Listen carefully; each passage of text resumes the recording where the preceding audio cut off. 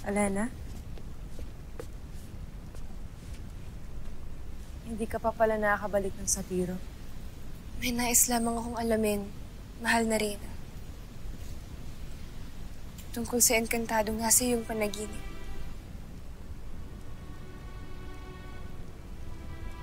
Maaari bang iwan niyo na muna ka?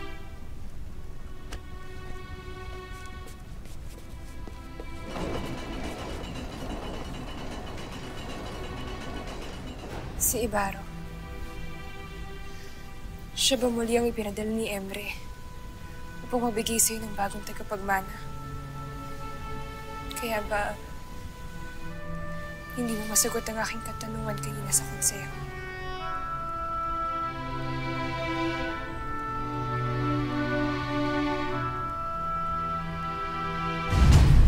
Bakit hindi ka makasagot, amihan? Si Ibaro bang nasa panaginip mo?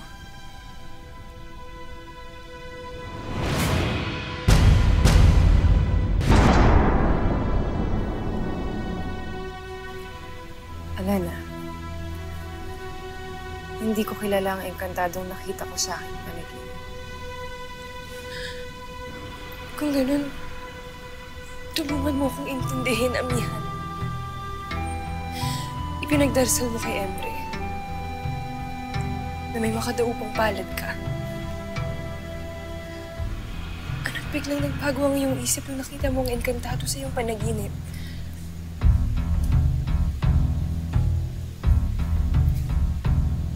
Naisip ko lamang si Mira, Alena. Siya ang kaisa-isang buhay na salinlahit nating mga sangre. Kaya siya ang nararapat na mamuno dito sa Lireo.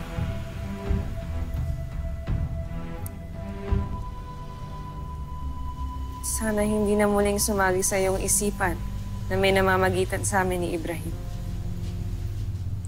Dahil hindi na muling mangyayari yun. Kayong dalawa ang nakatakda para sa isa't isa. At hindi magbabago yun.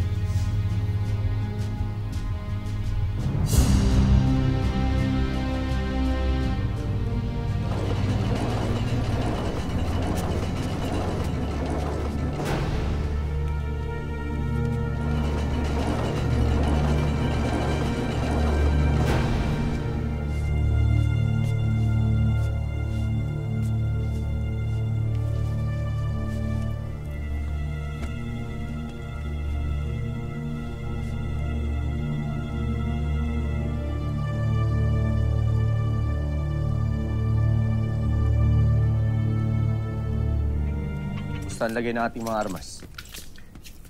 Ang ating mga armas ay sapat na, Mahal na Prinsipe. Ngunit ang ating suliranin ay kulang tayo ng mga kawal. Nasaan na kaya ang aking ama? Siya ang nangako na mangangalap siya na iba pa mga kampi at mga kawal. Ngunit wala pa rin siya.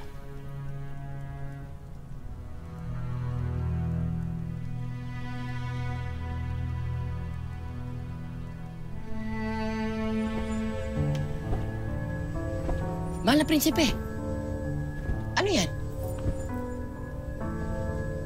Yashno!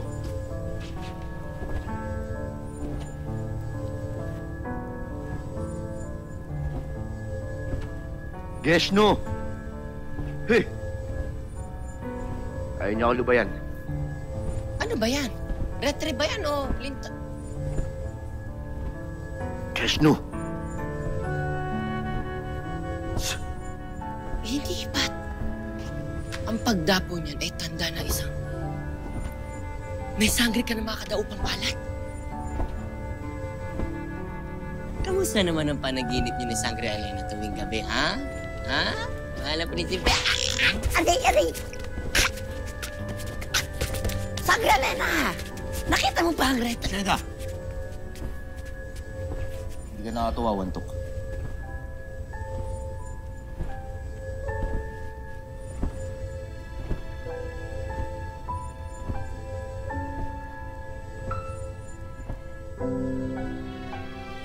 Malis yun.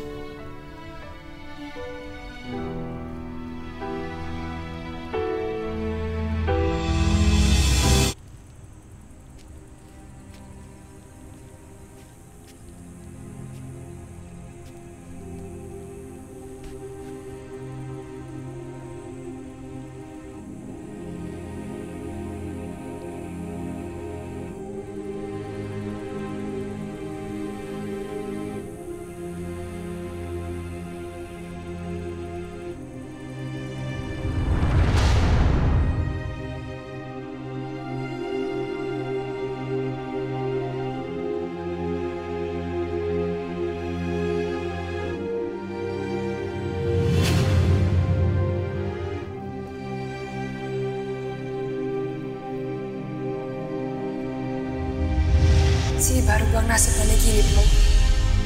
Hindi ko kilala ang engkantadong nakita ko sa akin pa rin.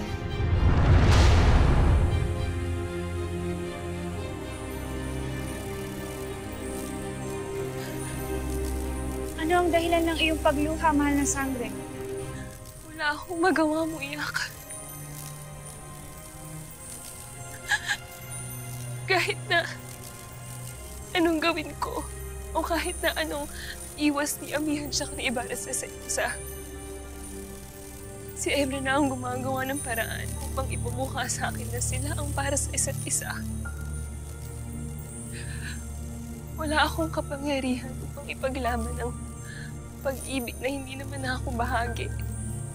Marahil sinusubukan lang ng bathala ang iyong pag-ibig para mas mapatibay pa ito. Marahil nga, Muyak. Ngunit paano ko ipaglalaban ang mga mahalaga sa akin kung wala akong kapangyarihan? Kung ako'y mahina? Gamitin mo ang iyong puso, mahal na sangre. Isa yan sa iyong mabisang sandata. Ngunit pagod na ako, Muyak. Pagod na ang puso ko.